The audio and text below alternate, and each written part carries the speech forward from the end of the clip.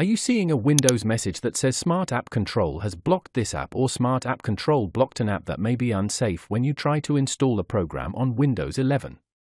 Don't worry, I'll show you exactly how to fix it. First, click on the Start menu and open Settings.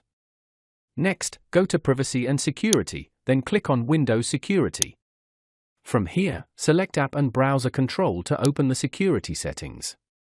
Now, click on Smart App Control Settings. You'll see 3 options here. All you need to do is select the last option, which is Off. When you disable it, Windows will show a warning saying that Smart App Control can't be turned back on without resetting your PC. Don't panic, just click Yes, I am sure, and then click Yes again. After that, you can install your app or program normally, without any blocks. Once the installation is complete, I recommend turning Smart App Control back on to protect your PC in the future. To turn it back on even if the option is grayed out, and without resetting your PC, just check the solution in the first pinned comment. And that's it! I hope this tutorial helped you. Thanks for watching, and I'll see you in the next video.